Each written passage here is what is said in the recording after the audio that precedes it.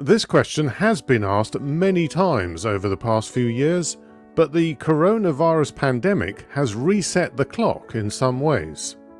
Predictions that were made only 1 or 2 years ago with regard to the aviation industry now have to be recalculated in light of the sudden drop in international air travel in the first half of 2020. As the aviation industry recovers, it could be years before passenger numbers return to pre-pandemic levels. So the dire predictions from 2018 or 2019 with regard to CO2 emissions from air travel need to be reconsidered. Immediately after 9/11, flights were grounded for a mere 4 days. The coronavirus pandemic cleared the skies of all but a small number of aircraft for 3 months. So on the one hand, there's been a lot less air travel, and there will be fewer flights in the immediate future.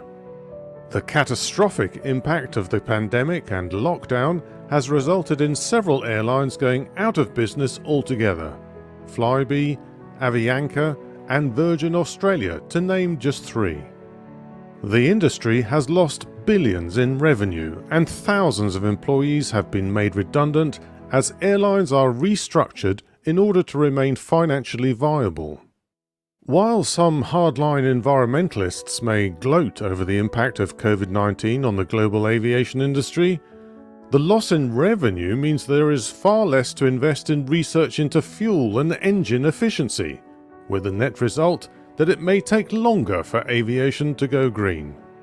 People are not going to stop flying, and already the green shoots of recovery in the industry are evident.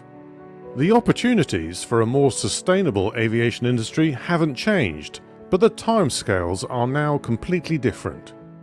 Jet fuel still contains more than 14 times more energy per kilo than batteries. There needs to be more use of sustainable aviation fuel. These biofuels made from plants, algae, municipal waste and used cooking oil will need to be used in a greater percentage of aircraft engines. Aircraft with electric motors are beginning to appear, but so far they are short-range aircraft for the general aviation market.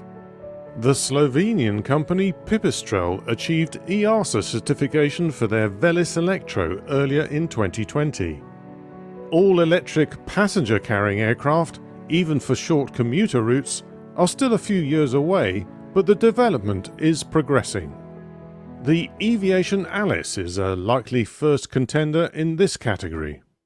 And there is the emerging urban air mobility market, for which there are several prototypes either flying or on the drawing board. In order for larger long-haul aircraft to reduce their carbon footprint, airlines will have to rely on a combination of biofuels, improved aircraft design and efficiency, and carbon offsetting for some years, if not decades to come. But gradually the aviation industry will decrease its carbon footprint, and it will evolve into a cleaner and greener transport system. It's only a matter of time, and one of the few silver linings to the dark cloud of COVID-19 is the effect it has had on perspective. In business and in personal life, people have used lockdown as a time of reflection, a pause during which they consider the past and the future. Airlines are no different in this respect, and though 2020 may be remembered as a year of loss and pain for many, it could also be the low point from which they bounce back with renewed vigour. The aircraft of the future are going to be powered by all kinds of engines and motors that use a variety of sustainable fuels. Airports, too, will continue to evolve, developing more efficient processes and systems. So the answer to the question, can aviation go green, is aviation is already going green, but it may take a little longer than we first thought.